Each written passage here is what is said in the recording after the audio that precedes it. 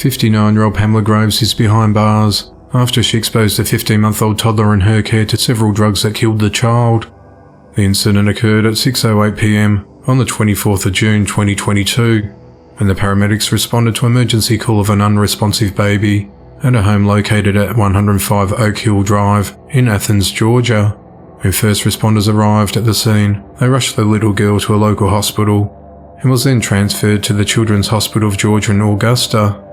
Police were not involved with the initial emergency call. At 12:17 p.m. the following day, the medical staff at the Children's Hospital contacted the authorities to report that the child was being treated after testing positive for exposure to fentanyl, opiates, and benzodiazepine. The child was pronounced dead later that day. A preliminary investigation determined that the toddler's cause of death was exposure to illegal narcotics. The investigator said that at the time Pamela was babysitting the child, she was in possession of the drugs which resulted in the exposure.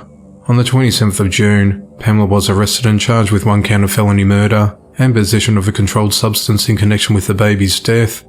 The state's medical examiner's office is scheduled to conduct an autopsy to determine the manner and cause of the child's death.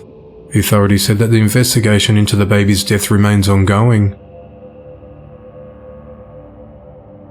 21-year-old Giovanni Cuevas Mendez is behind bars after allegedly stabbing his ex-girlfriend's male friend to death. The incident occurred at around 8:21 p.m. on the 24th of June 2022, when officers responded to an apartment complex in the 1500 block of Caron Avenue in Las Vegas, Nevada, to a report of a domestic disturbance. When officers arrived at the scene, they found an unresponsive man laying in the parking lot with a stab wound to his chest. The victim was rushed to the local hospital, but was pronounced dead shortly upon arrival. The man was identified as 51-year-old Danny Huxford. Upon further investigation, the authorities learnt that the victim was a family friend who accompanied the female with 2 of her relatives as she gathered some belongings from Giovanni, who was her ex-boyfriend. The authorities said that Giovanni and the female got into a heated argument. Because Giovanni didn't want to end their relationship and wanted to talk, Danny stepped in to protect the female. When Giovanni pulled out a knife, a physical fight ensued. While Danny tried to wrestle the knife away, he stumbled to the ground before Giovanni stabbed him. Giovanni then fled the parking lot and ran back to his apartment before authorities took him into custody. During an interview, Giovanni told the investigators that he tried to talk to his girlfriend alone, but the 3 people she was with kept preventing him from doing so. He's held at the Clark County Detention Center and is charged with murder as the investigation into the matter continues. 54-year-old Brian Sherrill has been arrested and charged with murdering his girlfriend. The events came to the authorities' attention at 8:31 a.m. on the 19th of June 2022, when officers responded to the emergency room of the Kula Hospital, located at 100 Kia Place in Kula, Hawaii, after an unresponsive woman was brought into the facility by Brian.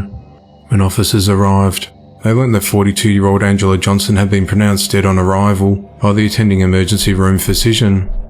The investigator said that Angela died from blunt force trauma. She had multiple bruising and injuries on her head and body. The doctor determined that she had died before she got to the hospital, and Brian was identified as a suspect. The authorities executed a search warrant at Brian's home and found blood evidence in numerous places throughout the residence, and learnt that only him and Angela had lived there. At 2:42 p.m. on the 21st of June, Brian was arrested while he tried boarding a flight from the Kahului Airport to Oregon. He argued he was going to see his family. He was taken into custody and charged with second-degree murder. Deputy Prosecuting Attorney Anthony Herndon alleged that Brian committed the murder in an especially heinous, atrocious or cruel manner, manifesting exceptional depravity. He asked for life in prison without a possibility of parole if Brian's convicted. He said that Brian realised the victim was in a serious condition, so took wires in a misguided attempt to do an at-home treatment for her. He then allegedly electrocuted her several times in the chest. Anthony noted that the emergency room doctor would not even take the patient in because she was clearly deceased by the doctor's estimation and by the vital signs he took. The motive of the attack is unknown. Brian is held at the Maui County Jail without bail as the investigation into the matter continues. 20-year-old Joshua Lane is behind bars after his 5-week-old infant son passed away after allegedly being abused.